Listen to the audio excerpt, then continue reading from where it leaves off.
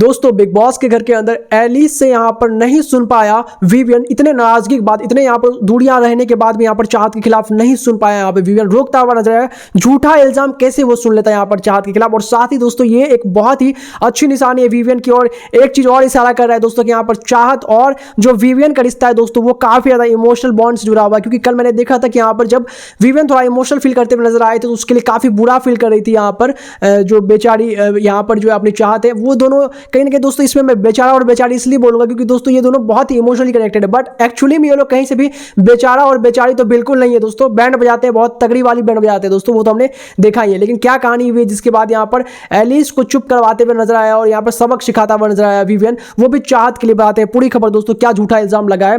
दरअसल दोस्तों big boss के घर के अंदर यहाँ पर हम एक चीज तो नजर आ चुका है हमको कि यहाँ पर एलिस जो है वो यहाँ पर जुड़ रही है धीरे धीरे विवियन से, और ईसा भी जुड़ रही है विवियन से, क्योंकि यहाँ पर विवियन जुड़ा हुआ है अविनाश से। अब दोस्तों विवियन तब तक ही अविनाश से जुड़ा हुआ है तब जब तक उसको लग रहा है कि वो सही और सह सकता है उसको, क्योंकि उसमें वो उसका यंगर वर्जन देखता है। और इसकी वजह से दोस्तों कई बार उस पर क्वेश्चन भी उठा है बट उसको इग्नोर करता हुआ विवियन नजर आया, क्योंकि उसको ऐसा लग रहा है। बट अगर कुछ ऐसी चीजें दिख गई उसको जो कि यहाँ पर अविनाश की गलत होगी तो वो उसका भी बैंड बजाने में पीछे नहीं हटेगा। ये बात तो विवियन ने शिल्पा के सामने क्लियर कर ही दिया कि मेरे दोस्त को मैं देख लूंगा, मैं अपने लोगों को चुनूंगा, लेकिन जब वो अपने लोग मुझे दिखा देंगे अपनी असलियत तो मैं उसकी भी उसको दिखा दूंगा, मतलब क्या उनका जगह है रियल। जिसके बाद दोस्तों आपको बता दूं कि यहाँ पे घर के अंदर जो है जबरदस्त बात स्टार्ट होती है एलिस के बीच में और यहाँ पर विवियन के बीच में, जहां पर विवियन को एलिस बोल रही होती है कि चलिए आप बताइए कि आपका क्या ओपिनियन है घर के सदस्यों के बारे में। जहां पर विवियन बोलता हुआ नजर आता है कि मैं सबको अभी न्यूट्रल देख रहा हूं, फिर से मेरा एक ओपिनियन बन गया था सबके लिए बट मैं अभी यहाँ पर फिर से एक बार सबको मौका दूंगा और शायद मेरा ये मौका के साथ साथ कुछ लोगों की बजती हुई नजर आएगी। जैसे कि आज यहाँ पे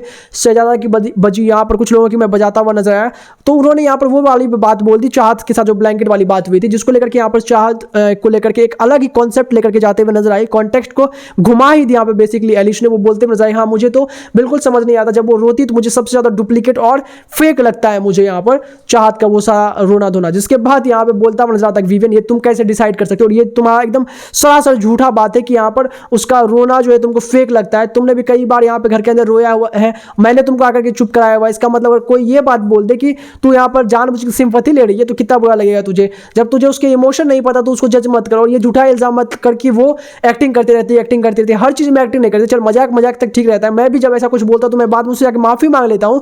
मुझे लगता है कि मैंने कुछ ऐसा गलत नहीं बोल दिया है उसके सामने ही जबकि मैं बोलता हूं, कभी उसके पीठ पीछे नहीं बोलता हूं ताकि उसको भी बुरा ना लगे अगर उसको बाद में ये चीज मालूम चले। और तू उसके बारे में मेरे पास बोल रही है, लेकिन मैं मानता हूं कि मेरा उससे कुछ नहीं खास नहीं बनता, बट इसका मतलब ये नहीं कि मैं उसके खिलाफ सुनता रहूंगा, ये बात बिल्कुल नहीं होगी। ये बात सुनने के बाद दोस्तों यहाँ पर एलिस को ऐसा लगता है कि भाई उसने क्यों ही बोल दिया यहाँ पर, क्योंकि दोस्तों विवियन यहाँ पर नहीं सुनने वाला है दोस्तों। वो दोस्त रहे दुश्मन रहे उससे उसको फर्क ही नहीं पड़ता। और ऊपर से दोस्तों चाहत के साथ तो उसकी ट्यूनिंग बनती है दोस्तों, भले ही नोक झोंक वाला रिश्ता है बट यहाँ पर उसकी ट्यूनिंग मिलती है। और वो यहाँ पर झूठा इल्जाम नहीं सुना, मतलब नहीं सुना, रोकते हुए नजर आया और उसको बोला कि आगे से कभी मेरे सामने ऐसा मत करना। दोस्तों आपका क्या रिएक्शन है कमेंट करके अपने ओपिनियन जरूर बताएं। सब्सक्राइब करें फर्दर वीडियो।